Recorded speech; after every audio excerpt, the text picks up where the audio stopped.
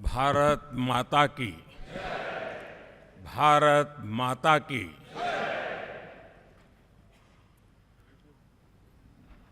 मैं सबसे पहले तो इस सभागृह में उपस्थित एनडीए घटक दलों के सभी नेतागण, नवनिर्वाचित सभी सांसदगण और हमारे राज्यसभा के भी सांसदगण, आप सबका हृदय से बहुत बहुत आभार व्यक्त करता हूं।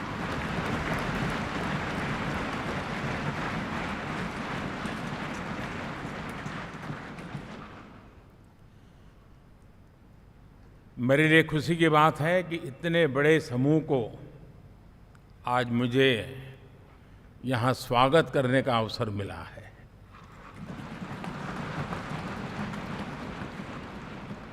जो साथी विजयी होकर के आए हैं वे सभी अभिनंदन के अधिकारी हैं,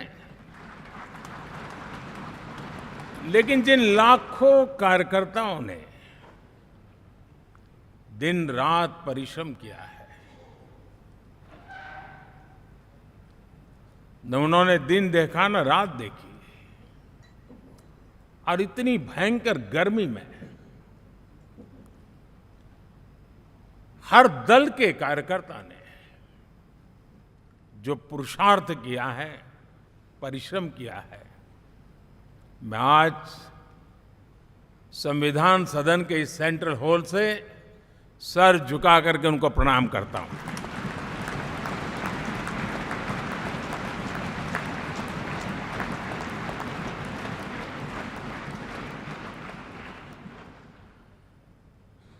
साथियों, मेरा बहुत सौभाग्य है कि एनडीए के नेता के रूप में आप सब साथियों ने सर्वसम्मति से चुन करके मुझे एक नया दायित्व दिया है, और इसके लिए मैं आपका बहुत बहुत आभारी हूं।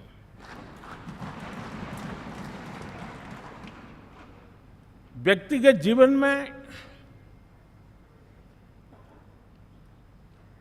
एक मैं जवाबदारी का एहसास करता हूं।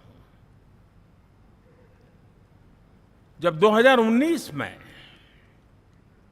इस सदन में मैं बोल रहा था, आप सबने मुझे नेता के रूप में चुना था, और तब मैंने एक बात पर बल दिया था, विश्वास।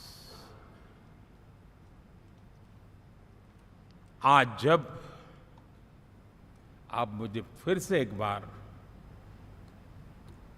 ये दायित्व देते हैं, इसका मतलब है कि हम दोनों के बीच, हम आपस में विश्वास का सेतु इतना मजबूत है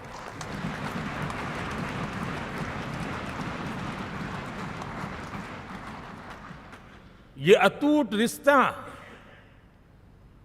विश्वास की मजबूत धरातल पर है, और ये सबसे बड़ी पूंजी होता है। और इसलिए ये पल मेरे लिए भावुक करने वाले भी हैं, और आप सबके प्रति जितना धन्यवाद करूं उतना कम है।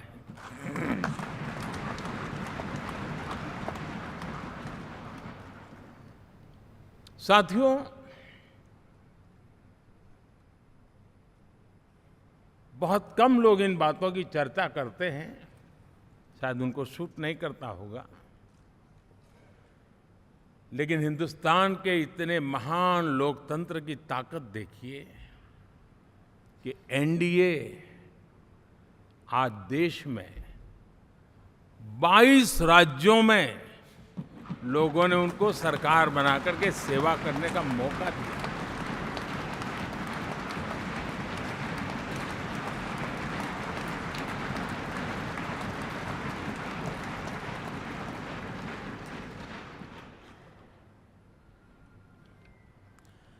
हमारा ये अलायंस सच्चे अर्थ में भारत की असली जो स्पिरिट है, जो भारत का आत्मा है, भारत की जड़ों में जो रचा बसा है, उसका एक अर्थ में प्रतिबिंब है।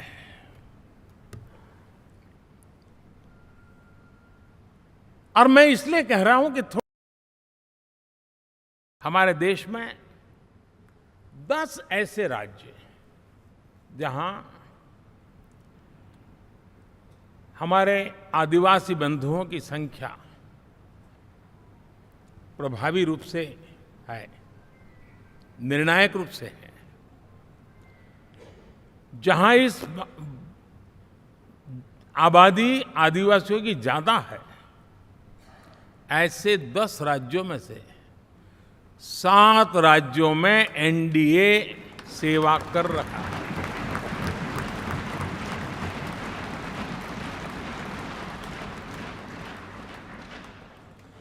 साथियों, हम सर्वपंथ संभाव के हमारे संविधान को समर्पित है और देश में चाहे हमारा गोवा हो या हमारा नॉर्थ ईस्ट हो, जहां बहुत बड़ी मात्रा में हमारे ईसाई भाई बहन रहते हैं, आज हम उन राज्यों में भी एनडीए के रूप में सेवा का अवसर हमें मिला हुआ है।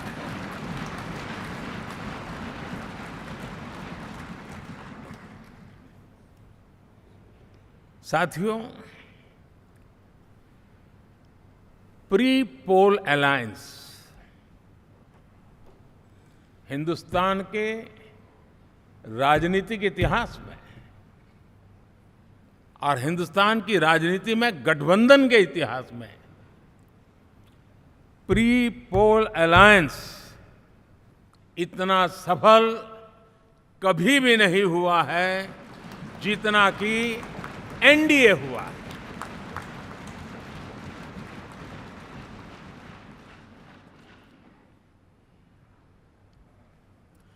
और ये गठबंधन का विजय, हमने बहुमत हासिल किया है और मैं कई बार कह चुका हूं, शब्द अलग होंगे लेकिन मेरे भाव उसमें एक सातत्य है। सरकार चलाने के लिए बहुमत आवश्यक है, लोकतंत्र का वही एक सिद्धांत है, लेकिन देश चलाने के लिए सर्वमत बहुत जरूरी होता है।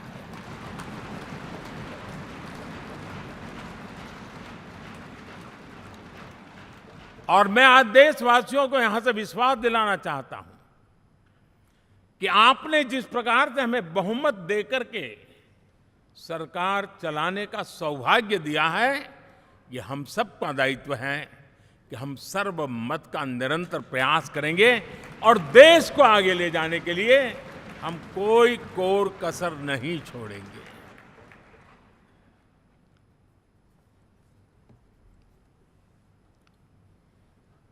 साथियों, एनडीए को करीब करीब 3 दशक हो चुके हैं। यानी आजादी के 75 साल में 3 दशक एनडीए, ये सामान्य घटना नहीं है जी। विविधता से भरे हुए अपनी लोकतांत्रिक और सामाजिक रचना के बीच में ये 3 दशक की यात्रा एक बहुत बड़ी मजबूती का संदेश देती है। और मैं आज बड़े गर्व के साथ कहता हूं कि किसी एक समय वो था कि संगठन के कार्यकर्ता के रूप में इस अलायंस का हिस्सा था, व्यवस्थाओं से जुड़ा रहता था और आज सदन में बैठ करके आपके साथ काम करते करते मेरा भी नाता इससे 30 साल का रहा है और मैं कह सकता हूं, हकीकतों के तथ्यों के आधार पर कह सकता हूं, ये सबसे सफल अलायंस है।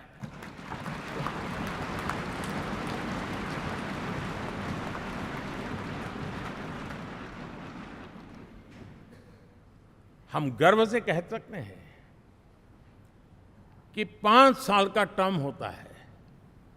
इस अलायंस ने 30 साल में से 5-5 साल के 3 टर्म सफलतापूर्वक पार किए हैं और अलायंस चौथे टर्म में एंटर कर रहा है।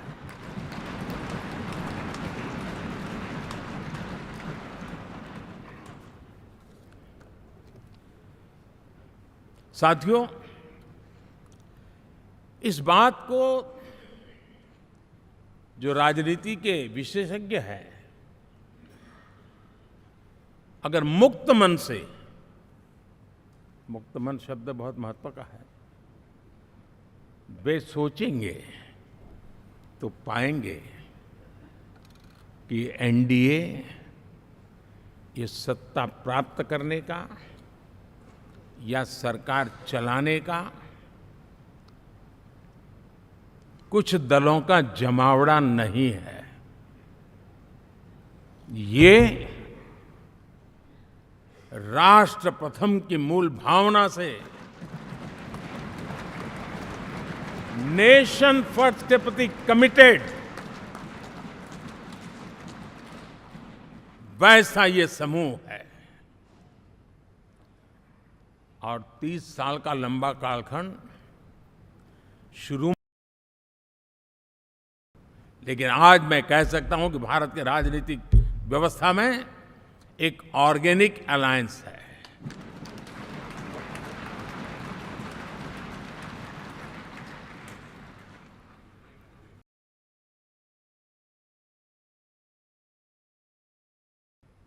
श्रद्धेय अटल बिहारी वाजपेयी, श्री प्रकाश सिंह जी बादल, श्री बाला साहब ठाकरे, श्री जॉर्ज फर्नांडिस, श्री शरद यादव, अनगिनत नाम मैं कह सकता हूं।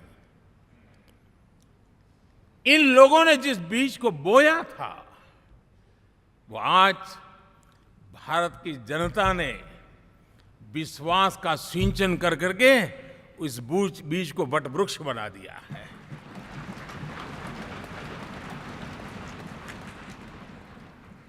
और हम सबके पास ऐसे महान नेताओं की विरासत है और हमें इसका गर्व है। बीते 10 वर्षों में हमने एनडीए की उसी विरासत, उसी मूल्यों को लेकर के निरंतर आगे बढ़ने का और देश को आगे बढ़ाने का प्रयास किया है। जैसे मैंने कहा, मुक्त मन से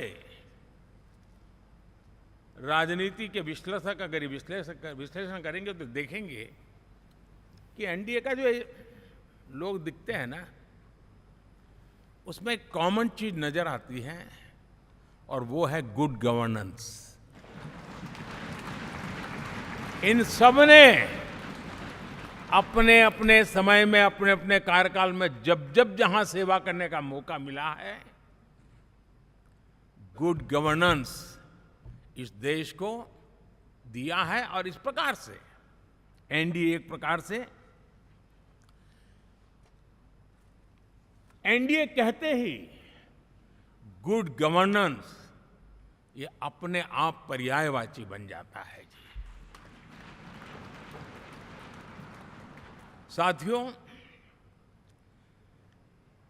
हम लोगों के सभी के कार्यकाल में, चाहे मैं गुजरात में रहा हूं या बाबू हमारे आंध्र में रहे हो या नीतीश जी ने बिहार के लिए भरपूर सेवा की हो, हम सब के अंदर केंद्र बिंदु में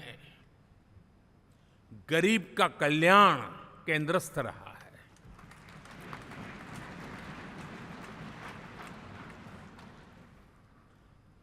और देश ने एनडीए के गरीब कल्याण के, गुड गवर्नेंस के 10 साल को देखा है, इतना नहीं मैं कह सकता हूं देश ने इसे जिया है।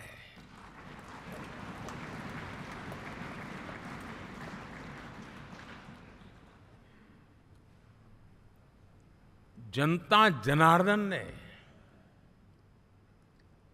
सरकार क्या होती है, सरकार क्यों होती है, सरकार किसके लिए होती है, सरकार कैसे काम करती है, इसको पहली बार अनुभव किया है।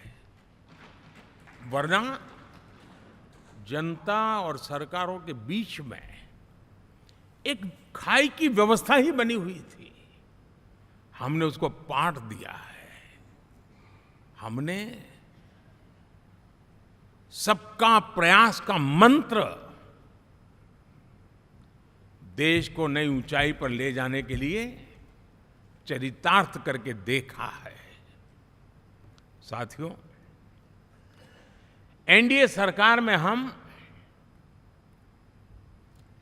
अगले 10 साल में, मैं बहुत जिम्मेवारी के साथ कह रहा हूं, अगले 10 साल में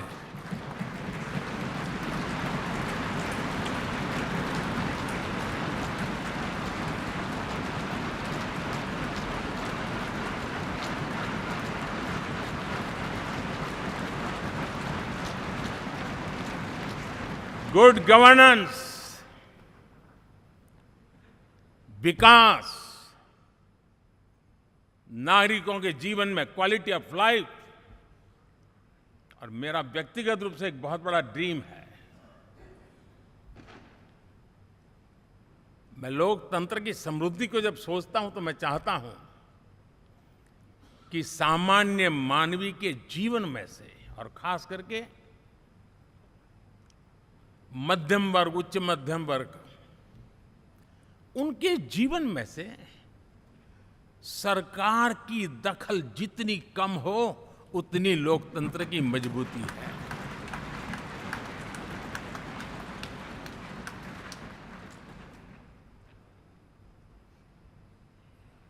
और आज के टेक्नोलॉजी के युग में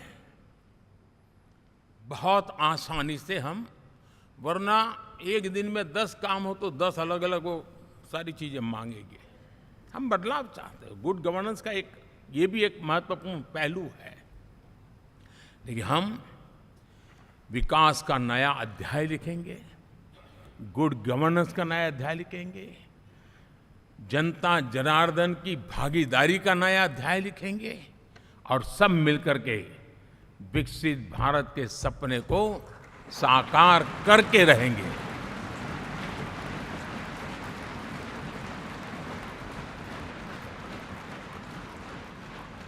साथियों, एनडीए में, और मैं अगर विस्तार से कहूं तो सदन में किसी भी दल का कोई भी जनप्रतिनिधि होगा, मेरे लिए सब बराबर है।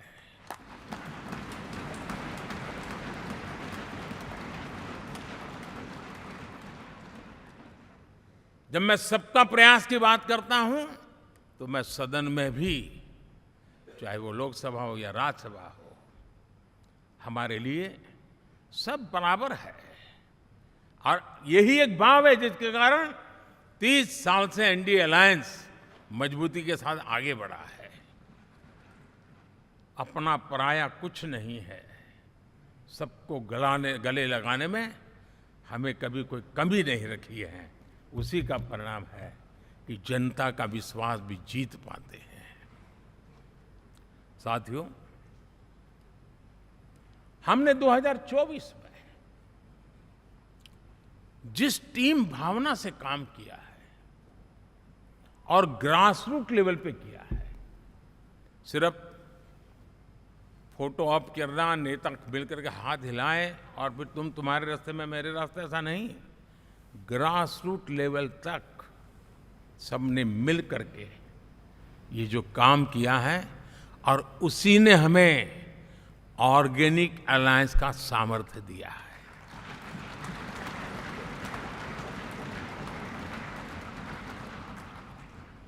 एक दूसरे का सहयोग किया है। हर किसी ने यही सोचा, जहां कम वहां हम। अगर कोई कमी है तो मैं आऊंगा, मैं मेहनत करूंगा, लेकिन तुम्हें कमी नहीं रहने दूंगा। जहां कम वहां हम, ये हर कार्यकर्ता ने जी करके दिखाया है, और तभी तो जीत आती है। साथियों, कभी कभी मैं कह सकता हूं कि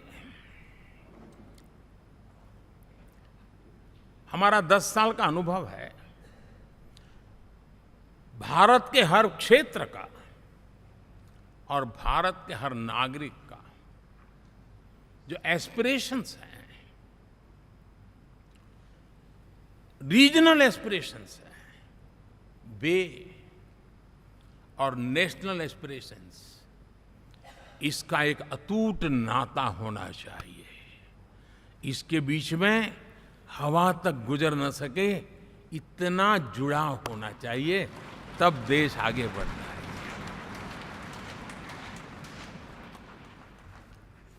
साथियों, इस चुनाव में मैं कुछ उल्लेख जरूर करना चाहूंगा जो मेरी नजरिए से मैंने देखा है। दक्षिण भारत में एनडीए ने एक नई राजनीति की नींव मजबूत की है।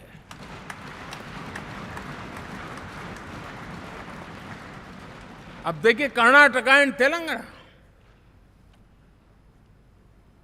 अभी तो इनकी सरकारें बनी थी,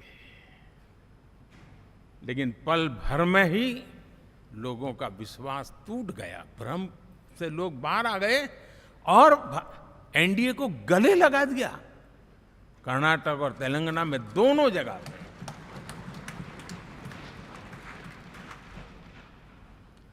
साथियों, तमिलनाडु, मैं तमिलनाडु की टीम को भी बधाई देना चाहूंगा, और वहां हमारा एनडीए समूह बहुत बड़ा भी है, और कईयों को पता था कि हम एक साथ एक सीट नहीं लड़ा पाएंगे, लेकिन इस लड़ाई में हम साथ रहेंगे। और मैंने बहुत से एनडीए के साथी तमिलनाडु में ऐसे हैं कि जिनका कोई उम्मीदवार नहीं था, लेकिन इस झंडे को ऊंचा रखने के लिए वो जी जान से जुटे थे। और इसलिए आज तमिलनाडु में भले हम सीट नहीं जीत पाए, लेकिन जिस तेजी से एनडीए का वोट शेयर बढ़ा है, वो साफ साफ संदेश दे रहा है कल में क्या लिखा हुआ है।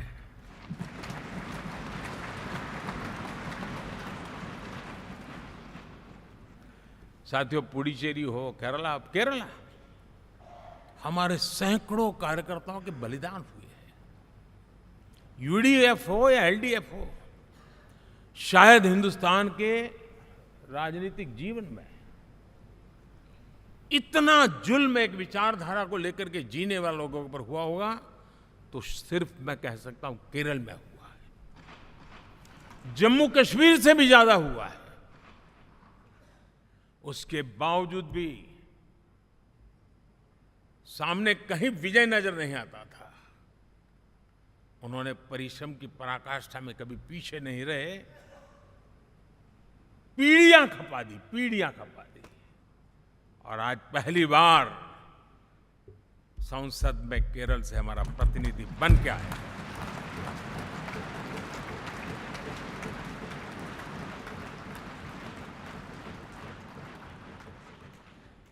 साथियों,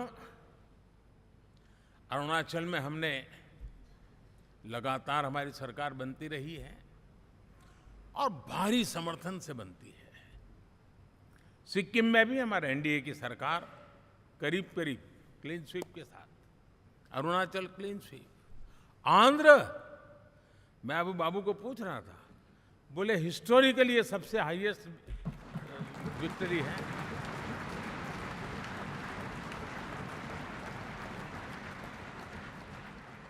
और ये जो यहाँ दिखता है ना, पवन, ये पवन नहीं, आंधी है।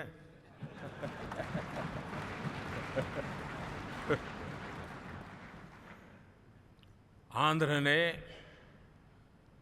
इतना बड़ा हमारे प्रति जनमत दिया है जी। हिंदुस्तान के लिए एक सामान्य मानवी की विकास की जो जिजीविषा है, उसका प्रतिबिंब है। और महाप्रभु जगन्नाथ,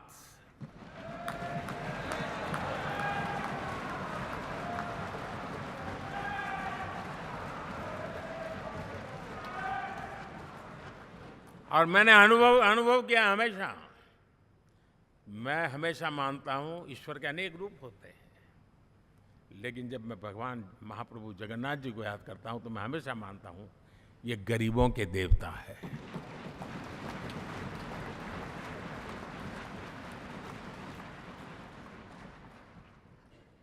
और वहां जो क्रांति रूप परिणाम आया है, मैं इसे एक रिवॉल्यूशन देख रहा हूं।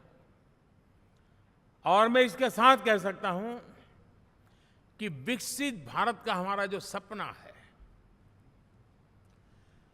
आने वाले 25 वर्ष, पहले मैंने 10 साल कहा था, यहां मैं 25 साल कह रहा हूं, आने वाले 25 साल महाप्रभु जगन्नाथ जी की कृपा से उड़ीसा देश की विकास यात्रा के ग्रोथ इंजन पैकी एक होगा।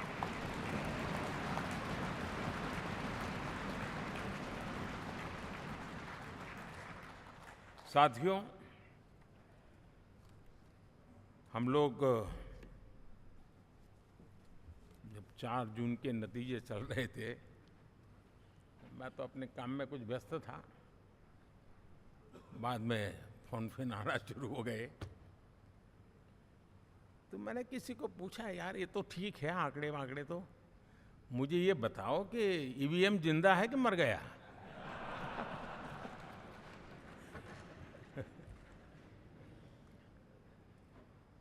क्योंकि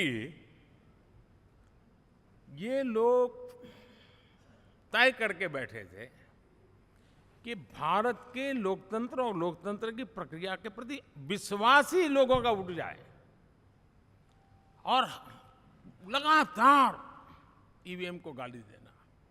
और मुझे तो लगता था कि शायद इस बार वो ईवीएम की अर्थी क्या जुलूस निकालेंगे, लेकिन 4 जून शाम आते आते उनको ताले लग गए, ईवीएम ने उनको चुप कर दिया।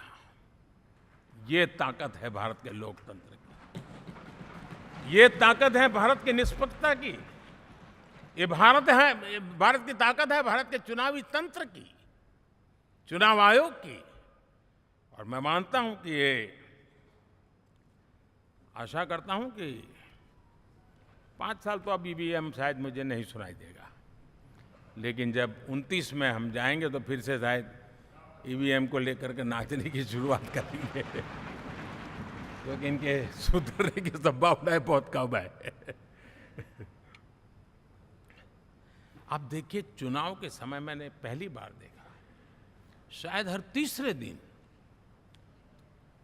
इलेक्शन कमीशन के काम में रुकावट आए, इसके लिए सुप्रीम कोर्ट के दरवाजे खटखटाए गए, भांति भांति की एप्लीकेशन, और एक ही टोली थी।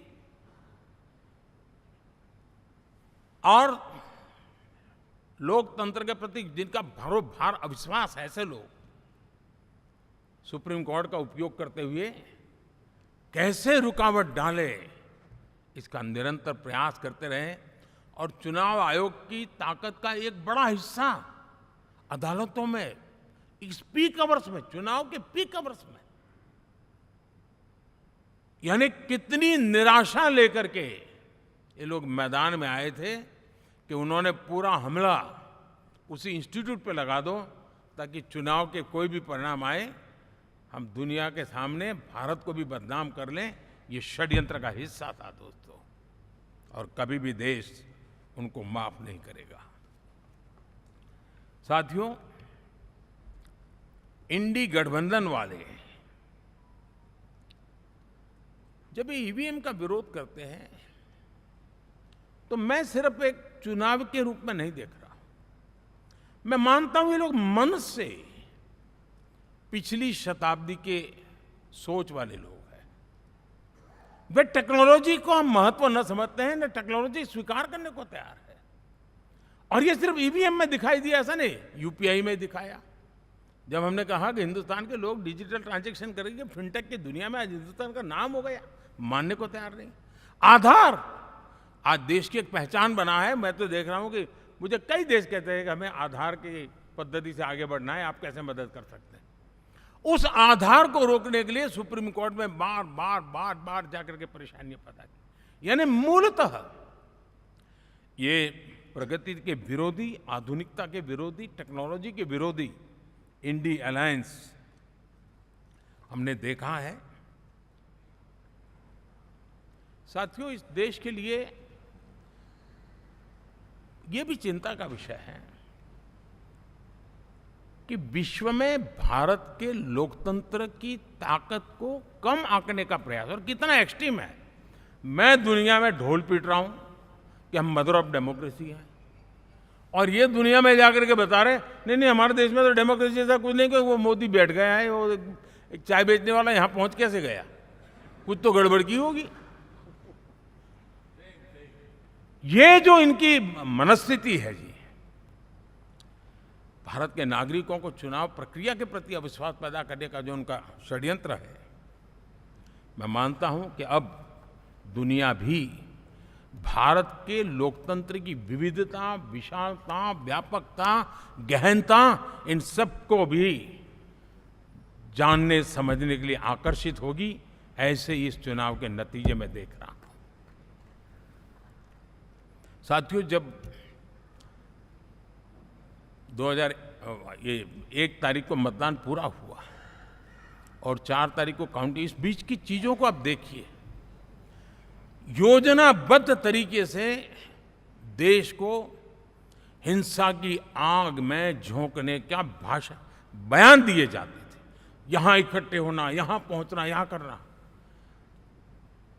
कुछ लोग इस चीज को गंभीर नहीं लेते हैं, लेकिन ये बहुत गंभीर है। आप भारत के लोकतंत्र को, पहले उसकी व्यवस्था को अनादर करते हो, अब परिणाम आने से पहले एक ऐसा माहौल बना दो कि बस आग लगा देंगे। हर प्रकार से उन शब्दों का अर्थ यही निकलता है कि उन्होंने देश को उस दिशा में ले जाने का प्रयास किया था। लगातार देश को गुमराह करने का प्रयास किया गया, देश के लोगों को बांटने का प्रयास किया। अरे चुनाव एक ऐसा लोकोत्सव होता है कि ज्यादा से ज्यादा लोगों को हम जोड़े, तोड़ने के लिए नहीं होता है। लेकिन हर प्रकार से कोशिश यही की गई। साथियों, मैं मानता हूं कि 2024 के लोकसभा के चुनाव के जो नतीजे हैं, हर पैरामीटर से देखेंगे, दुनिया ये मानती है और मानेगी कि ये एनडीए का महाविजय है।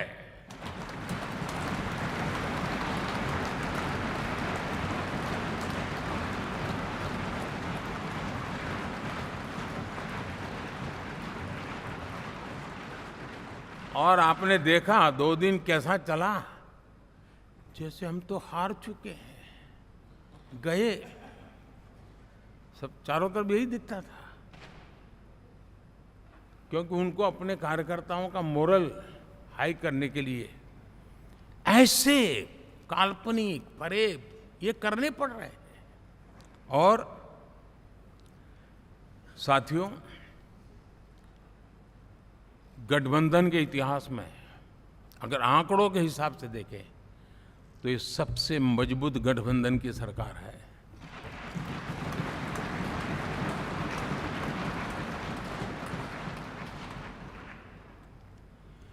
लेकिन कोशिश ये की गई कि इस विजय को स्वीकार न करना, उसको पराजय के छाया में ही डुबो के रखना। लेकिन उसकी ऐसी चीजों की बाल मृत्यु हो जाती है, और हो भी गई। लेकिन देशवासी जानते हैं कि न हम हारे थे, न हम हारे हैं।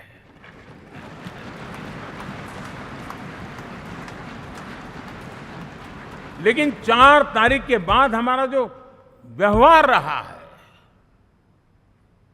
वो हमारी वो पहचान बताता है कि हम विजय को पचाना जानते हैं।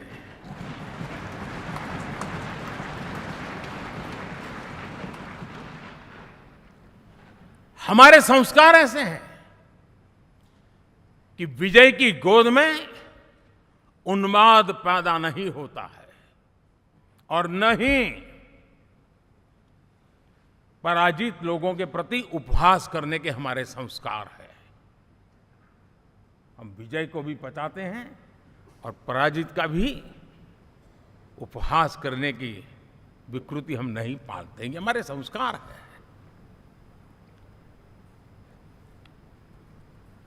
अब किसी भी बालक को पूछो कि भाई लोकसभा के चुनाव के पहले सरकार किसकी थी, तो कहेगा एनडीए। 24 के नतीजों के बाद सरकार किसकी बनी, एनडीए। फिर हारे कहां से भाई? पहले भी एनडीए थी, आज भी एनडीए और कल भी एनडीए है।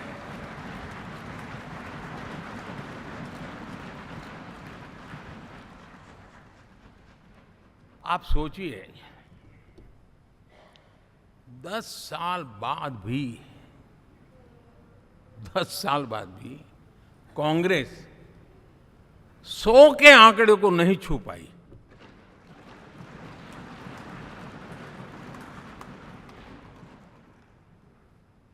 और अगर मैं 14, 19 और 24 3 चुनावों को जोड़ करके कहूं, कांग्रेस के 3 चुनाव जोड़ूं, तो इन 3 चुनावों में जितनी सीटें मिली है उससे ज्यादा हमें इस चुनाव में मिली है।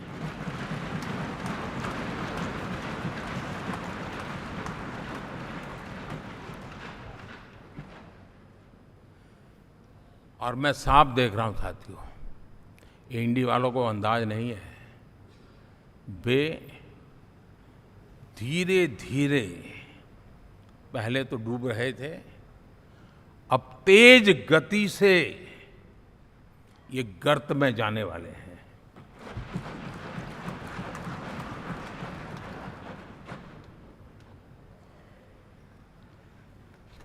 साथियों,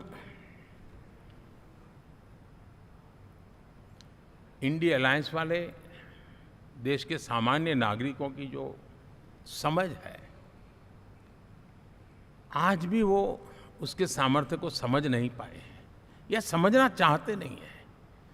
भारत के सामान्य व्यक्ति की भी एक समझ है और जो जमीन से जुड़ा रहता है ना, वो समझ को छूता है, समझता है, पहचानता है। वो वहां नहीं है। साथियों, इन लोगों का जो व्यवहार रहा है 4 तारीख के बाद, मैं आशा करता था कि वे लोकतंत्र का सम्मान करेंगे, लेकिन उनके व्यवहार से लगता है कि शायद उनमें ये संस्कार आए, इसके लिए हमें और इंतजार करना पड़ेगा। और तो मैं ज़्यादा कुछ कह नहीं सकता हूँ। और ये वो लोग हैं जो खुद की पार्टी के पीएम का अपमान करते थे, उसके निर्णयों को फाड़ देते थे। खुद की पार्टी को विदेशी मेहमान आ जाए तो उसके लिए चेयर नहीं होती थी। ये सारे दृश्य आपने देखे हैं, ठीक है। और मैं समझता हूं कि इन सारी स्थितियों में से हम लोकतंत्र की मजबूती और जनता जनार्दन के प्रति आस्था, इसको हम, साथियों, लोकतंत्र हमें सबका सम्मान करना सिखाती है। विपक्ष में भी जो सांसद जीत करके आए हैं, मैं उनको भी बधाई देता हूं।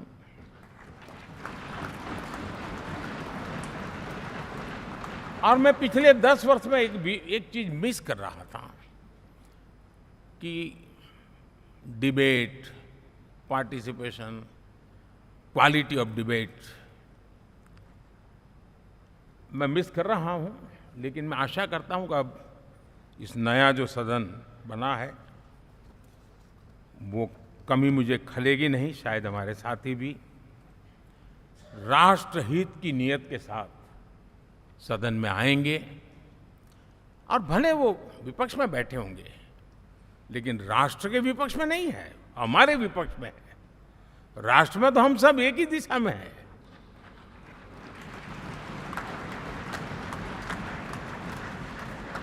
राष्ट्र में हमारा कोई पक्ष विपक्ष नहीं है। राष्ट्र में तो हम 140 करोड़ है और मैं आशा करता हूं कि वो राष्ट्र हित की भावना को लेकर के सदन में आएंगे और सदन को समृद्धि देने में वे कुछ न कुछ योगदान करेंगे।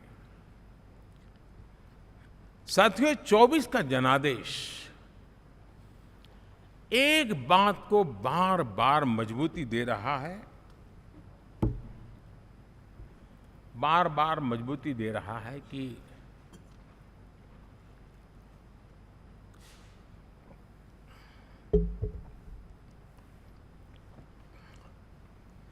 देश को आज के वातावरण में सिर्फ और सिर्फ एनडीए पर ही भरोसा है।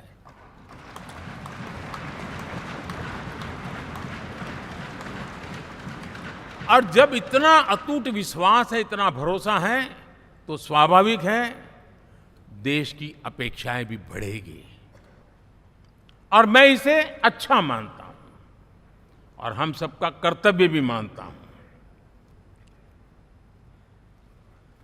और इन अपेक्षाओं को पूर्ण करने के लिए, और मैंने पहले भी कहा था कि जो 10 वर्ष हमने काम किया है वो तो ट्रेलर है।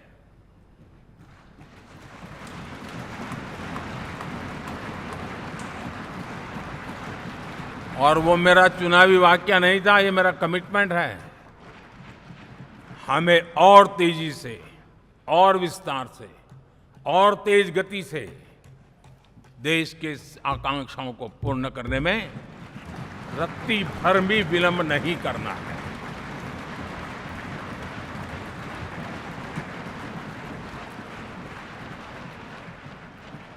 जनता जनार्दन चाहती है हम पहले से ज्यादा डिलीवर करें।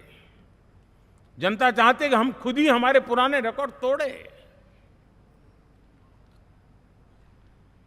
और मैं साथियों एक तरफ एनडीए रखूं, दूसरी तरफ भारत के लोगों के सपने और संकल्पों को रखूं, तो मैं कहूंगा NDA, new India, develop India, aspirational India.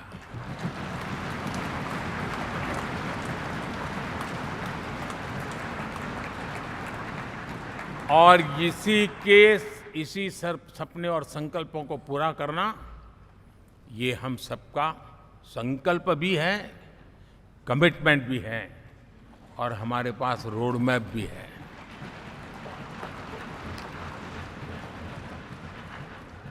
साथियों, एनडीए ने हमेशा करप्शन फ्री, रिफॉर्म ओरिएंटेड, स्थिर सरकार देश को दी है। जब जब हमें अवसर मिला हम लोगों ने काम किया है। उसके सामने कांग्रेस नेतृत्व वाली यूपीए,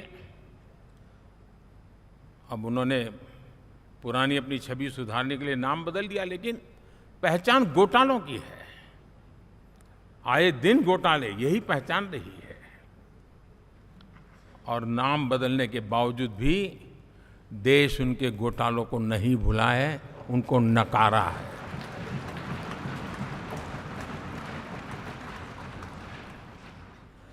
और मैं कह सकता हूं साथियों, इंडी अलायंस वालों ने एक व्यक्ति का अपोज करने के वन पॉइंट एजेंडा के कारण देश की जनता ने उनको ही ऑपोजिशन में बिठा दिया है।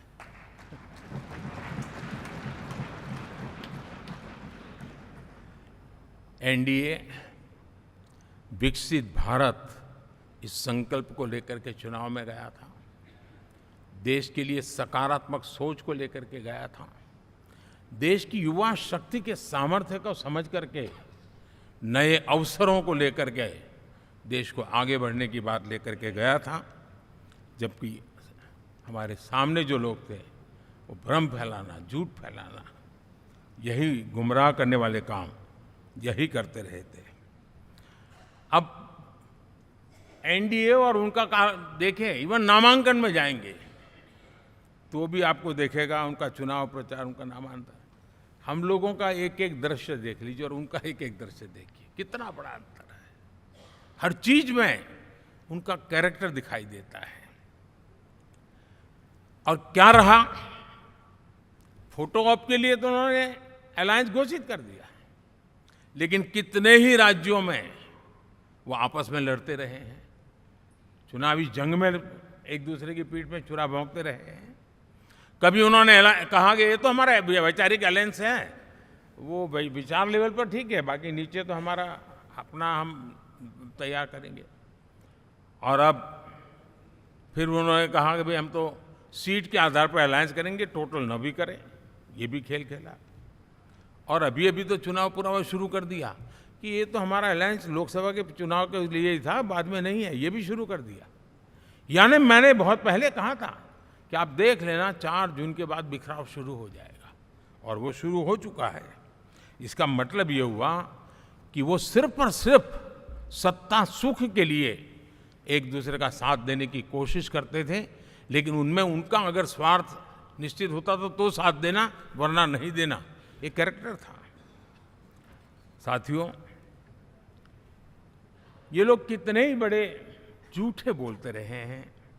और आप देखिए, चुनाव के समय उन्होंने देश के सामान्य नागरिक को गुमराह करने के लिए जो पर्चियां बांटी कि ये देंगे और वो देंगे और टिकना देंगे, फलाना देंगे, 2 दिन से मैं देख रहा हूं कि कांग्रेस के दफ्तरों पर लोग कतार लगा के खड़े हैं कि ये पर्ची है, 1 लाख रुपया कहाँ है, लाओ भाई, मांग रहे हैं लोग।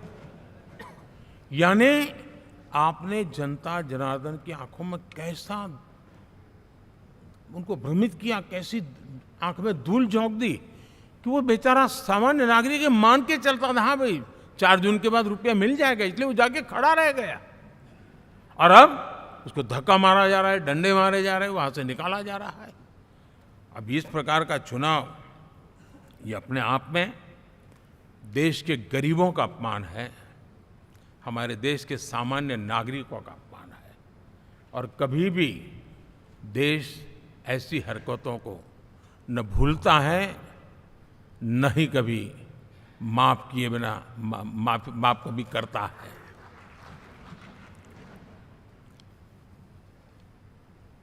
साथियों, हमारे लिए संतोष की बात है कि हम एक कमिटमेंट से काम कर रहे हैं। 10 साल में हमने 25 करोड़ गरीबों को गरीबी से बाहर निकाला है।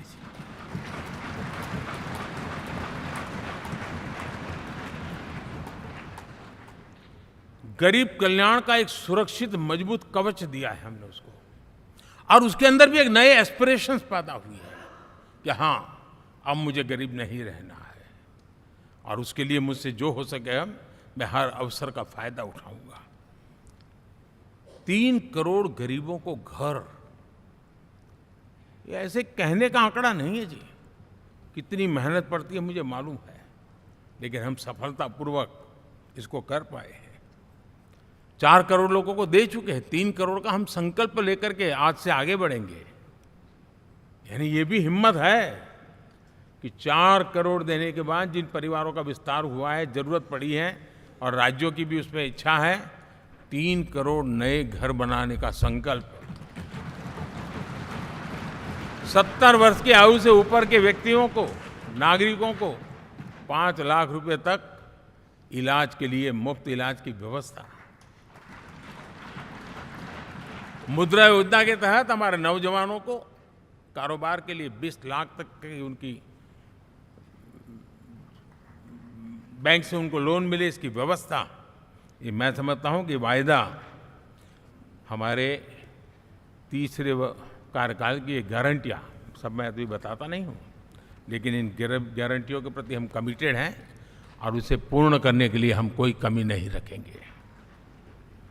साथियों, गरीब का सशक्तिकरण और मिडिल क्लास को सुविधा, ये हमारी प्राथमिकता है, क्योंकि मध्यम वर्ग अब इस देश का एक बहुत बड़ा चालक बल है। भारत की ग्रोथ स्टोरी में ये ऐसे ऐसे नए फोर्सेस मैं देख रहा हूं जो हमारी बहुत बड़ी शक्ति बनने वाले हैं, और इसलिए हम उस पर भी उतना ही, और मिडिल क्लास की बचत कैसे बढ़े, सेविंग कैसे बने, उसके लिए, उसके क्वालिटी ऑफ लाइफ के लिए हम क्या कर सकते हैं, हमारी योजनाओं का विस्तार कैसे किया जाए, हमारे नीति नियमों में बदलाव कैसे किया जाए, उस पर भी हम आने वाले दिनों में काम चाहते हैं। साथियों, पंचायत से पार्लियामेंट तक हमारी नारी शक्ति की सक्रिय भागीदारी, ये हमारा कमिटमेंट है, और हमने हमारे पिछले कार्यकाल में नारी शक्ति वंदन अधिनियम करके उस बात को हमने आगे बढ़ाया है। और वो दिन दूर नहीं होगा जब हमारे सदन में बहुत बड़ी तादाद में हमारी माताएं बहनें देश का नेतृत्व करती हुई दिखाई देगी।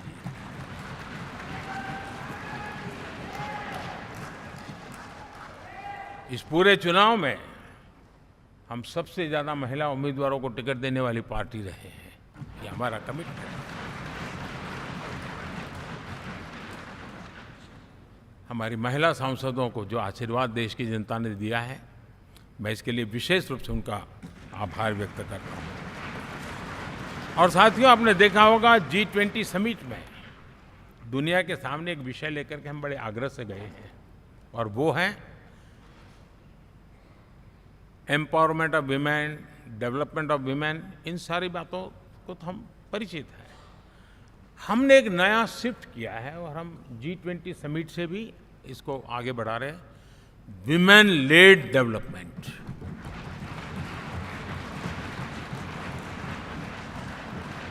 एक बार हमारा इस प्रकार का कमिटमेंट बनता है तो परिवर्तन बिल्कुल साफ नजर आता है। साथियों, एनडीए का ये कार्यकाल बड़े फैसलों का है, तेज विकास का है, और अब हम समय गंवाना नहीं चाहते कि हम 5 नंबर की इकोनॉमी से 3 नंबर की इकोनॉमी पर पहुंचना है।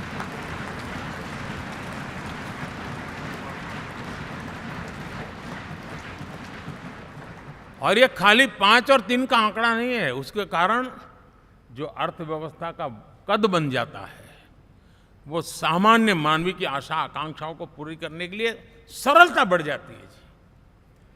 देश के लिए जो जरूरतें हैं वो आराम से पूरी करने का सामर्थ्य बन जाता है, और इसलिए हम उस दिशा में बड़ी कोशिश करके आगे बढ़ना चाहते हैं।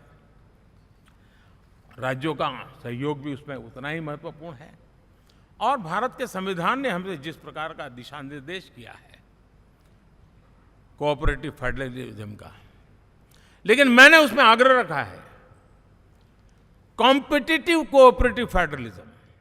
हमारे राज्यों के बीच में भी तंदुरुस्त स्पर्धा हो, राज्य और केंद्र के बीच में भी तंदुरुस्त स्पर्धा हो, हम अच्छा करने की स्पर्धा करें, और उस दिशा में हम आगे बढ़ना चाहते हैं। और हमने देखा है कि जब मैं कॉम्पिटिटिव कोऑपरेटिव फेडरलिज्म की बात करता हूं, आपने देखा G20 समिट हम एक जगह पे कर सकते थे, हम भी मालाएं पहन करके फोटो निकलवा सकते थे, लेकिन हिंदुस्तान के अनेक शहरों में 200 से ज्यादा मीटिंगें हुई, और दुनिया भर के नीति निर्धारक जो कहे G20 देशों के और बाकी भी 5-7 देशों के, वो हिंदुस्तान के कोने कोने में गए, उनके देशों में जाकर के भारत की विविधता, भारत की विशालता, इसकी चर्चा कर रहे हैं। उनके लिए आश्चर्य है, हमने तो दिल्ली आकर के वापिस जाते थे, पता ही नहीं था कि देश इतना बड़ा है। तो ये अपनी एक ताकत का परिचय हुआ है। हमने कोविड में देखा, राज्यों के साथ कोऑपरेशन के साथ हमने जिस प्रकार से लड़ाई लड़ी, और एक सूत्र में रह करके लड़े, दल किसी का भी हो सरकार में, लेकिन हमने इस काम को किया क्योंकि हमारा कोऑपरेटिव फेडरलिज्म के प्रति कमिटमेंट है। एस्पिरेशनल डिस्ट्रिक्ट एक ऐसा मॉडल है गवर्नेंस का जिसमें राज्य भी उतना ही सक्रियता से हमारे साथ जुड़े हुए हैं। और दुनिया के लिए जो डेवलपिंग कंट्रीज हैं, उनके लिए गवर्नेंस का एक ऐसा मॉडल प्रस्तुत हो रहा है जिसका अब तो केस स्टडी के रूप में दुनिया के अनेक यूनिवर्सिटी केस स्टडी करना शुरू की है। अब उसको हम आगे बढ़ाते हुए एस्पिरेशनल ब्लॉक की तरफ ले जा रहे हैं, ताकि हमारे ग्रासरूट लेवल पे भी जो वीक एरियाज हैं, जहाँ सुविधाएं अभी सामान्य एवरेज से भी नीचे हैं, उसको हम जल्दी से जल्दी उस स्टेट की एवरेज तक लाना चाहते हैं। देश का रीजन, कोई भी क्षेत्र हो, सर्वांगीण विकास को लेकर के हम चले हैं। साथियों, गत 10 वर्ष में इंफ्रास्ट्रक्चर के क्षेत्र में हमने एक बहुत बड़ा, यानी सोचने में भी बदलाव लाए। जमीन पर तो लाए, वरना हमारे देश में सोचा चलेगा यार, अरे एक बार कर लो ना, उस सारे में से बदलाव नहीं। अब तो अच्छा ही चाहिए, बड़ा ही चाहिए, जल्दी से जल्दी पहुंचाने वाला चाहिए। सामान्य मानवीय के मन को हमने इस से प्रेरित भी किया है और पुरुषार्थ करके हमने उस दिशा में काम किया है। 5 साल में हमें गति शक्ति, यानी इस प्रकार के प्लेटफॉर्म पर जो काम किया है, जो काम 6-6, 8-8 महीने तक नहीं होता था, वो आज 15-20 दिन में कर सकते हैं। सर, टेक्नोलॉजी का उपयोग करके हम काम कर रहे हैं। और ये जब होता है तो उसका मूल फायदा देश के नौजवानों के लिए रोजगार के अति अवसर बन जाते हैं। उनके लिए जीवन में सिलेक्शन के लिए बहुत बड़ा दायरा बढ़ जाता है। और वो हमें, साथियों, आज भारत दुनिया में विश्व के लिए एक नया मैन्युफैक्चरिंग हब के रूप में उभर रहा है। और जब हम मैन्युफैक्चरिंग हब कह रहे हैं, तब सिर्फ इलेक्ट्रॉनिक गुड्स या सर्विसेज की मैं बात नहीं कर रहा हूँ। मैं फूड प्रोसेसिंग में भी आज दुनिया में हम बहुत तेजी से आगे बढ़ रहे हैं, और वो भारत के किसानों को बहुत बड़ी ताकत देने वाला है। उसी प्रकार से स्पेस हो, आर्टिफिशियल इंटेलिजेंस हो, स्टार्टअप्स की बात हो, स्किल्ड जॉब अपॉर्चुनिटीज की बात हो, आज भारत बहुत तेजी से आगे बढ़ रहा है, ये मेरा विश्वास है। साथियों, मुद्रा योजना, ड्रोन दीदी, विश्वकर्मा योजना, इसने भी नई संभावनाओं को जन्म दिया है। साथियों, हमारी संस्कृति, हमारी विरासत, उसके प्रति हम जितना ध्यान केंद्रित करेंगे, दुनिया के लिए आकर्षण का केंद्र बनेगा। और इसलिए हम उन दिशा में, और मैं मानता हूं भारत के लिए टूरिज्म एक ऐसा एवेन्यू है जो गत शताब्दी में हमें कभी, आज से लेकर के पीछे के 100 साल में कहूं, ऐसा अवसर नहीं मिला है जैसा आने वाले 25 साल में मिलने वाला है। दुनिया भारत की तरफ मुड़ने वाली है। अब हमारा काम है, हम इसके लिए आवश्यक व्यवस्थाओं को विकसित करें। हमारी विरासत के प्रति हम हमारा पर्यटन का विकास करते हुए एक विन विन सिचुएशन का हम फायदा उठाएं, और उसमें बहुत अधिक निवेश की संभावनाएं मैं देखता हूं। और ये ऐसा क्षेत्र है जिसमें हर स्तर के लोग कमाते हैं। गरीब से गरीब आदमी भी कमाता है और बड़ी बड़ी होटल वाला भी कमाता है। हर कोई इसमें कमाता है, और हमने टूरिज्म के हम बल देना चाहते हैं। बहुत पोटेंशियल है। आज जो इंफ्रास्ट्रक्चर के क्षेत्र खुले हैं, इसका फायदा इसको मिलता है। एयरवे हो, रेलवे हो, हमारे एक्सप्रेस वे हो, ये हमारा यातायात जितना बेहतर हो, और हमारा डिजिटल कनेक्टिविटी का जो काम है, ये इसके लिए एक बहुत बड़ा पॉजिटिव ग्राउंड तैयार कर रहा है, और जिसका फायदा मिलने वाला है। और जो वोकल फॉर लोकल और रीजनल टूरिज्म, इसको एक बल देने का काम है। साथियों, अब दुनिया एक नए युग में प्रवेश रही है। जिस समय औद्योगिक क्रांति हुई, उस समय हम गुलामी के दौर से गुजर रहे थे। तो औद्योगिक क्रांति का जितना फायदा लेना चाहिए, हम नहीं ले पाए। अब एक नया युग शुरू हो रहा है, हरित युग, ग्रीन एरा। भारत के पास बहुत संभावनाएं हैं इसका नेतृत्व करने की, और हम इसके लिए आने वाले दिनों में ग्रीन हाइड्रोजन की बात हो, ग्रीन एनर्जी हो, या ग्रीन जॉब्स हो, या ग्रीन मोबिलिटी हो, इन सारे विषयों को हम इतनी तेजी से आगे बढ़ाना चाहते हैं ताकि इस हरित युग का नेतृत्व दुनिया में भारत का सामर्थ्य सिद्ध कर दें, ये हम चाहते हैं। साथियों, इसी सिलसिले में इस 5 जून को जब पर्यावरण दिवस था, 4 जून को नतीजे आ गए थे। तो उसी दिन मेरे मन में एक विचार आया कि कार्यक्रम 5 जून को हमने आरंभ किया,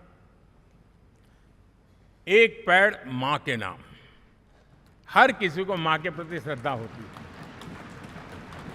और मैं भी देशवासियों को कहूंगा कि आने वाले समय में कभी आपकी माताजी का जन्मदिन हो, क्या कोई और शुभ दिन हो, अपनी मां के नाम पर एक पेड़ लगाइए।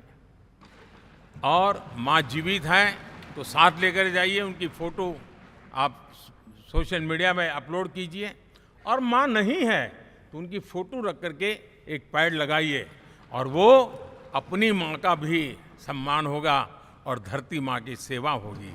हम इन 2 माताओं की सेवा करें। साथियों, एनडीए, अब भारत आइसोलेशन में नहीं जी सकता। वैश्विक परिवेश में भारत की भूमिका दिनों दिन बहुत बढ़ती चली जा रही है। 2014 में जब एनडीए की सरकार बनी, पूरे विश्व में उसी एक पल से ही एक नया जिज्ञासा पैदा हुई, थोड़ी आशा के संकेत उनको नजर आने लगे, और फिर उस बदलाव बहुत बड़ा तेजी से आया। और पिछले 10 वर्ष में भारत ने जिन कामों को बढ़ लिया है, आज भारत की छवि विश्व बंधु की बन चुकी है। दोस्तों, विश्व हमें एक बंधु के रूप में स्वीकार कर रहा है, और जब दुनिया हमें विश्व बंधु के रूप में स्वीकारती है तो हमारी वैश्विक जिम्मेवारियों को भी हमने हमारे आने वाले रोड मैप में महत्व देना ही होगा। और भारत की सफल विदेश नीति ने अच्छे परिणाम भी दिए हैं। हमने हर संकट को उस प्रकार से हैंडल किया जिस प्रकार से मानवीय मूल्यों को हमने प्राथमिकता दी। उसका परिणाम है कि सामान्य मानवी के मन में ये विश्व बंधु वाला भाव बहुत मजबूत हुआ, और भारत का सेवा भाव का जो कैरेक्टर है उसको विश्व ने पहचाना है। चाहे यूक्रेन का संकट हो, चाहे अफगानिस्तान का संकट हो, हर हमारे लोगों को बचाना हो, हमने किसी भी में हमने कोई कमी नहीं रखी है। और साथियों, ये क्षमता के कारण भारत में निवेश की संभावनाएं बहुत बढ़ने वाली है। मैं राज्यों से भी कहूंगा कि आप प्रगतिशील नीतियां बनाकर रेडी रहिए। विश्व आज आपके आंगन पे दरवाजे पर दस्तक दे रहा है, और जो राज्य ज्यादा स्पष्ट नीतियों के साथ आएगा, जो राज्य उन कंपनियां विदेशी आने वाले लोगों को ठीक से हैंडल करेगा, उसको बेनिफिट मिलने ही वाला है। और भारत ने जो नीतियां बनाई है, भारत ने जो वातावरण बनाया है, उसका लाभ भारत के हर राज्य को मिलना चाहिए, और उस दिशा में हम तेजी से काम करना चाहते हैं। साथियों, हमने G20 समिट में देखा है, दुनिया का भारत के प्रति नजरिया बदला है। जो लोग इन चीज़ों को माइन्यूटली देखते होंगे उनको पता होगा कि G20 एक प्रकार से कई संकटों से गुजर रहा था। उतार चढ़ाव आते रहते थे, बिखराव भी नजर आ रहा था, लेकिन भारत में G20 आने के बाद नए प्राण से भर गया है, नया सामर्थ्य आ गया है। और ये भारत की ताकत है कि उसने पूरे विश्व को जोड़ने में G20 के माध्यम से बहुत बड़ा काम किया है। और उसके इन दिनों भी जो परिणाम आए, इसके बाद मेरा काफ़ी समय विदेश के सरकारों से फोन अभिनंदन स्वीकार करने में गया, और शायद मैं 2014 में 19 में भी ऐसा अनुभव नहीं था जितना इस बार फ्लो है। दुनिया के करीब करीब, आप नाम ले, उसने भारत को शुभेच्छा व्यक्त की है या बात करने की कोशिश की है। यानी ये वैश्विक जो हमारा ताकत है उसका परिचय करवा रहा है, और उसके कारण मैं मानता हूं कि विश्व में हमारा सम्मान और साथ साथ भारत में निवेश, ये दोनों संभावनाएं बढ़ रही है। साथियों, हमारे संविधान का 75वां वर्ष है। हम चाहते हैं कि संविधान हमारी संवैधानिक संस्थाओं का संरक्षण भर इसके मात्र के लिए है, ऐसा नहीं। कोई अदालत में धाराओं का उपयोग करके काम करने के लिए नहीं है। ये एक हमारी भावना है, हमारा स्पिरिट है, और हमें इस 75 साल को ऐसे मनाना है ताकि हम संविधान के स्पिरिट को जन जन तक पहुंचाएं। हर जन को संविधान की जो भावना है, कर्तव्य की भावना है, अनेक बात ऐसे इस बात है, उन सब प्रति समर्पण उसका बढ़े, उस दिशा में हम काम करना चाहते हैं। साथियों, छत्रपति शिवाजी महाराज के राज्याभिषेक के 350 वर्ष के उत्सव में देश आज रंगा हुआ है, और हमारे लिए सबसे बड़ी प्रेरणा है, क्योंकि उसमें राष्ट्र प्रथम की भावना है। छत्रपति शिवाजी महाराज को याद करते ही राष्ट्र प्रथम की भावना हमें मजबूती देती है, और इसलिए हम देश में इसी एजेंडा को आगे रखते हुए, और जब इसी समय 350 साल का पर्व आया है, तो हमें अपनी पॉलिसी और परफॉर्मेंस और सामान्य मानवी का जीवन बेहतर करना, उसमें जरा भी विलंब नहीं करना है। साथियों,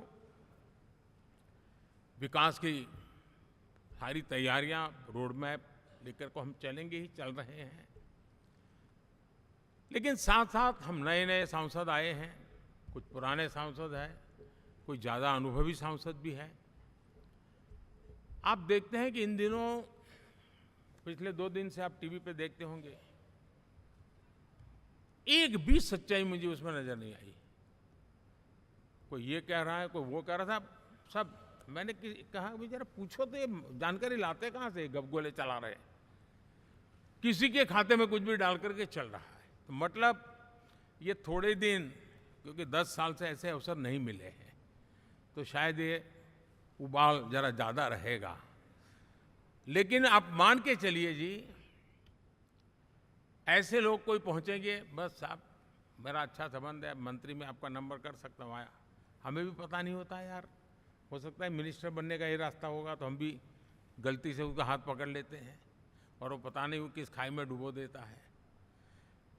कभी कभी तो शायद अब तो टेक्नोलॉजी ऐसी है कि हो सकता है मेरे सिग्नेचर से कोई लिस्ट बाहर निकल जाए कि ये मंत्री बन गए, हो सकता है कोई बुद्धिमान डिपार्टमेंट भी बांट दें। तो आजकल कई लोग सरकार बनाने में लगे हुए हैं, मंत्री पद बांट रहे हैं, पद बांट रहे हैं, व्यवस्था बांट रहे हैं। मैं आपसे आग्रहपूर्वक कहता हूं, और जो मोदी को जानते हैं, ये सारे प्रयास निरर्थक है भाई।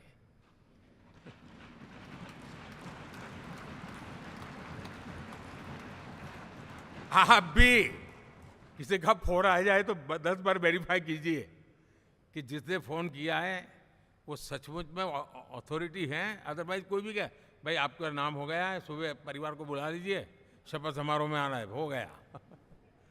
तो ऐसी गपबाजी करने वाली एक बहुत बड़ी फौज रहती है। कुछ लोग आदतन करते रहते हैं, कुछ लोगों को मजाक आती है लेकर, और कुछ लोग बदिरादे से करते हैं। मेरा सभी सांसदों से आग्रह है कि हम इन सारे षड्यंत्रों का शिकार न बने।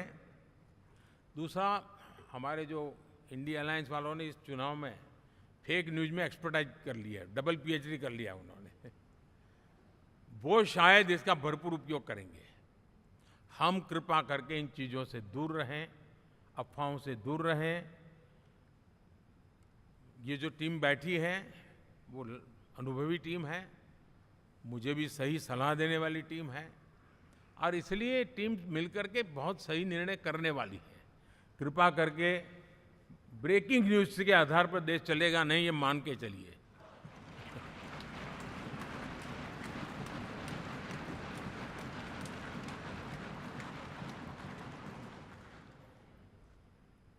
साथियों, विकसित भारत का संकल्प लेकर के हम चले हैं। 3 नंबर की इकोनॉमी पहुंचना मैं जानता हूं, निश्चित रोड मैप के साथ उसको हम पार करने वाले हैं। और मैंने पहले भी कहा था कि मेरा पल पल देश के नाम है, मेरा पल पल आप लोगों के नाम है। मैं 24/7 अवेलेबल हूं।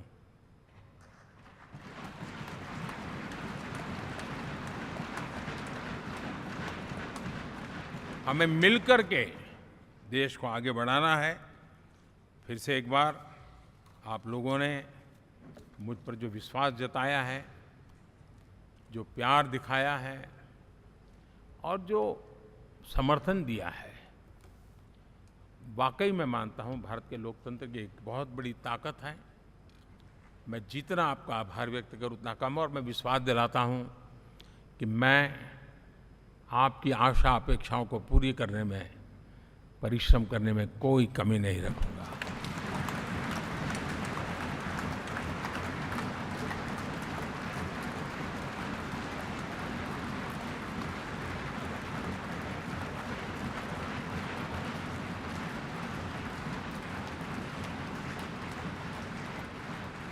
मेरे लिए जन्म सिर्फ और सिर्फ वन लाइफ वन मिशन, और वो है मेरी भारत माता। ये मिशन है 140 करोड़ देशवासियों के सपनों को पूरा करने के लिए खप जाना।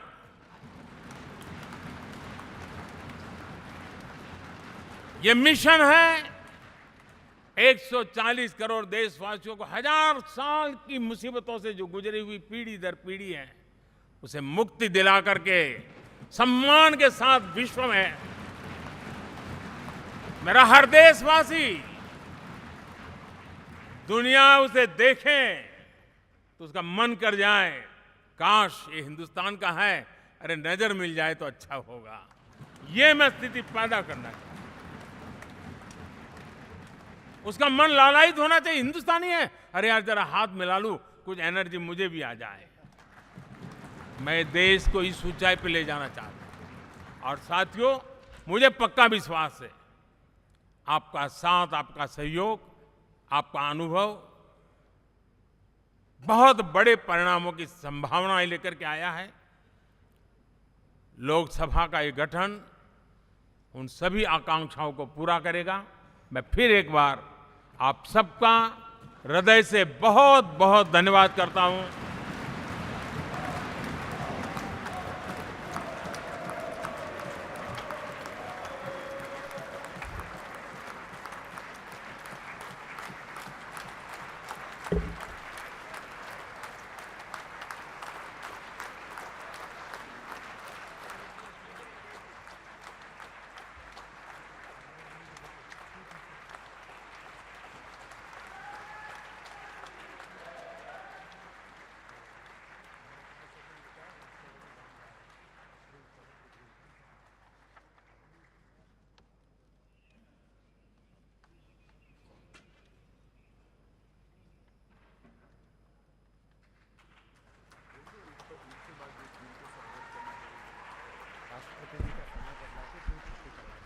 जो एनडीए के साथी स्वागत करना चाहते हैं वो आगे आ सकते हैं, और बाकी भी जो फिर पार्टी के वरिष्ठ नेता भी स्वागत करना चाहते हैं वो आगे आ सकते हैं। एनडीए के वरिष्ठ नेता राष्ट्रपति भवन की ओर भी इसके बाद जाएंगे। तो एनडीए के साथी तमिलनाडु वाले देवनाथ, हाँ जाओ जाओ।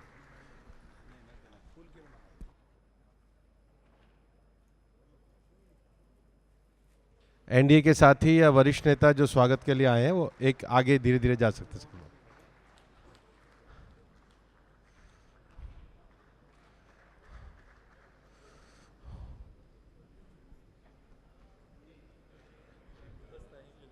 नहीं भूल नहीं, वैसे हाथ जोड़ के नमस्ते। नमस्ते हमारे लिए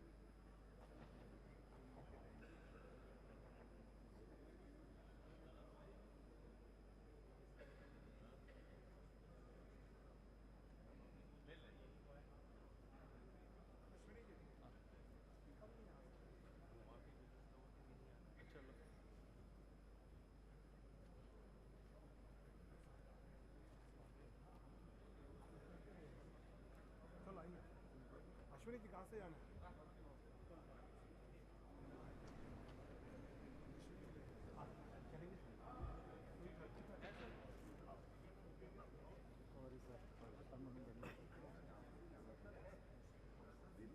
कुमार अन्ना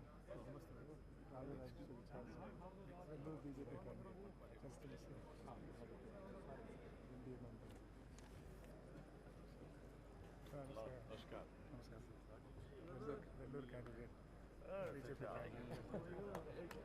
एनडीए मेंबर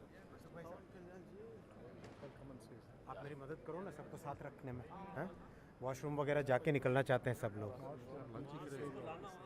हाँ, राष्ट्रपति भवन।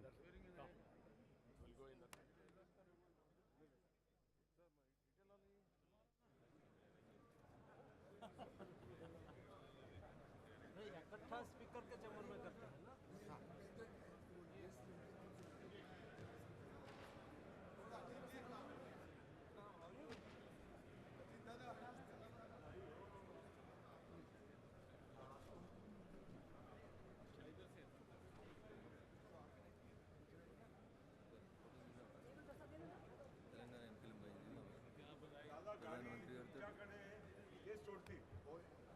गाड़ियाँ बिगड़ी है।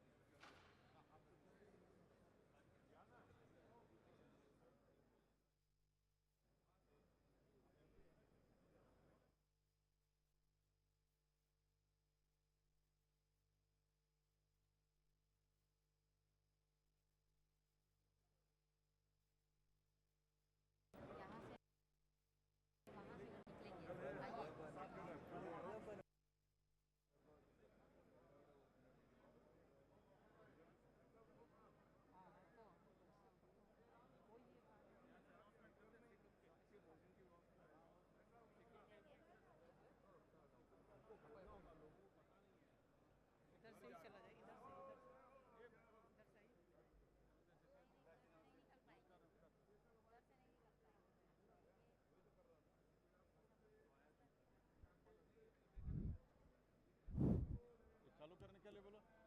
भूपेंद्र कहाँ है? चालू करो यार भाई, आप बोलो ना। हो गया ना, चाय नाश्ता उधर है।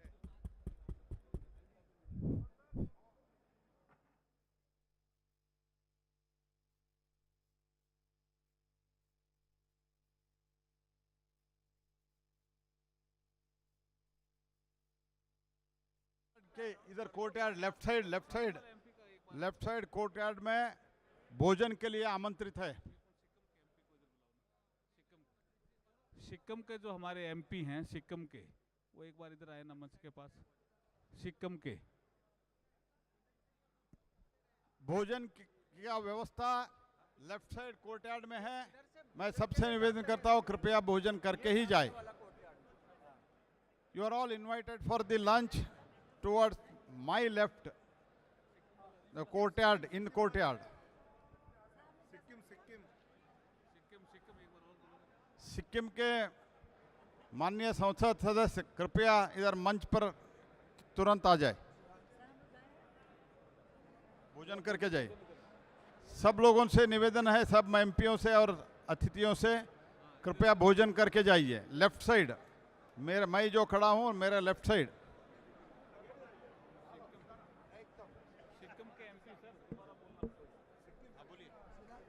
सिक्किम के जो एमपी हैं सिक्किम के, वो जरा मंच की तरफ आए। सिक्किम के एमपी, सिक्किम के जो एमपी हैं वो मंच की तरफ आए। चलिए सिक्किम,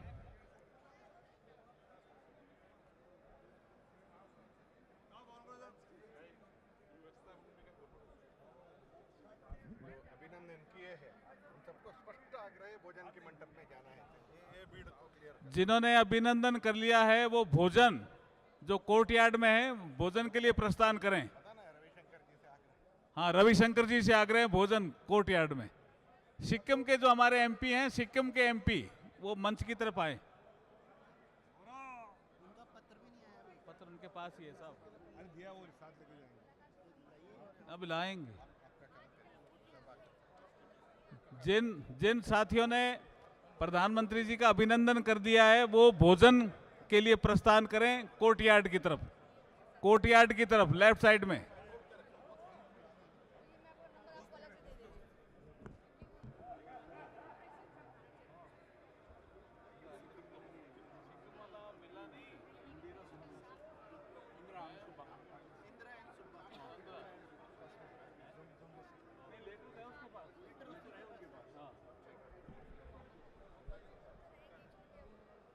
सिक्किम के एमपी इंदिरा एम सुब्बू, सिक्किम के एमपी।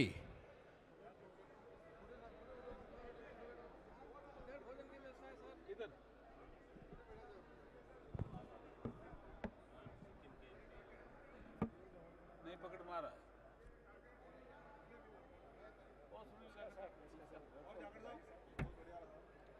नहीं मिल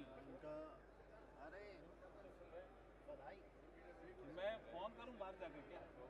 चल अभिनंदन भाई साहब फाइन ट्यूनिंग हो रही है नहीं हो रही?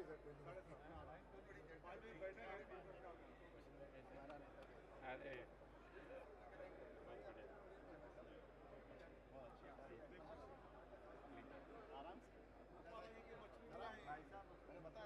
मछली नहीं आई आपको जो बताना था वो बता दिया।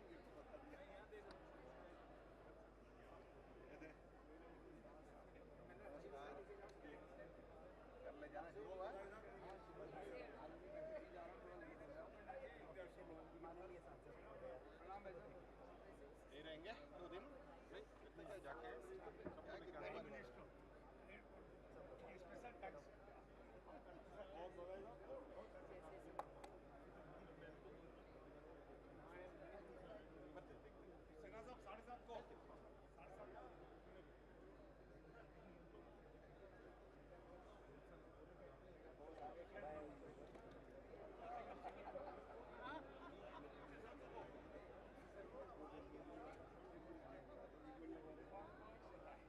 चलिए भोजन पे।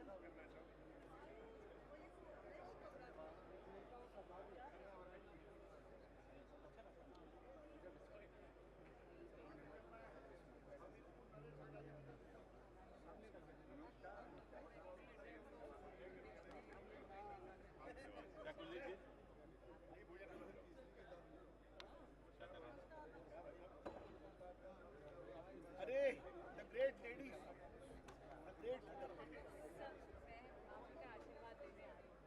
भाई साहब बहुत बहुत so happy.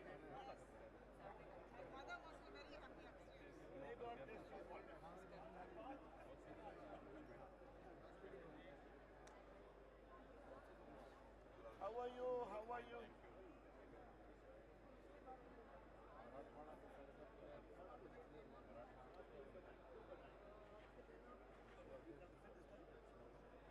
Good, good, good. Good, you.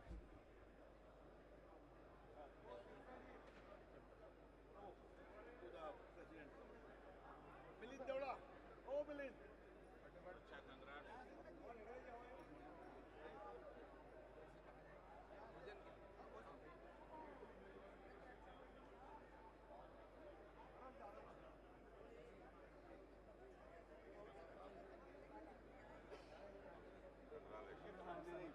Congrats, sir. Sir, namaskar. So finally you landed. Congrats.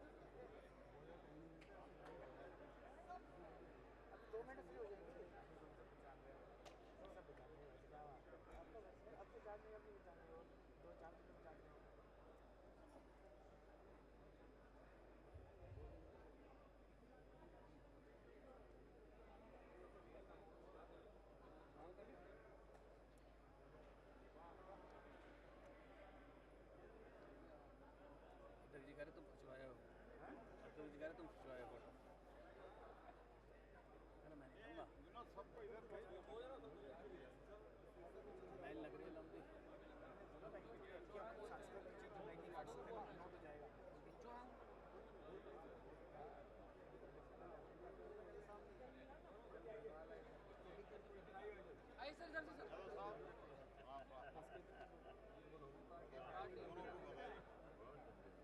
तारीख को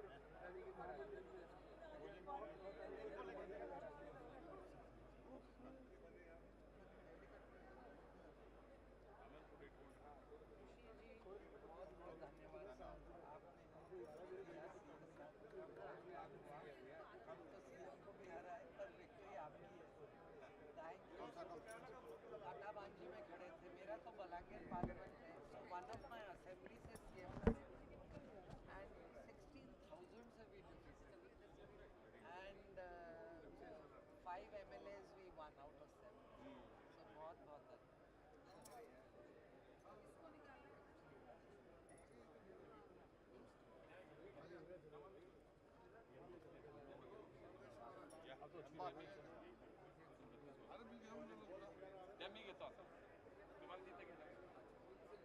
तुमच्याकडे थांबतो आम्ही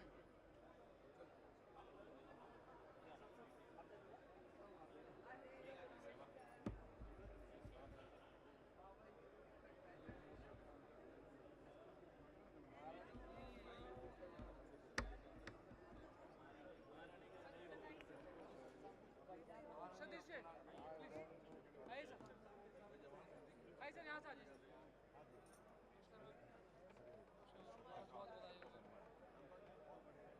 बहुत बधाई हो क्या है जनार्दन भाई, क्या है इसे दाढ़ी वगैरह? सॉरी, चलो भोजन के लिए लेके जाओ सबको। आपके साथ आके चंद्रयान के बारे में बोल सकते हैं। भोजन पूरा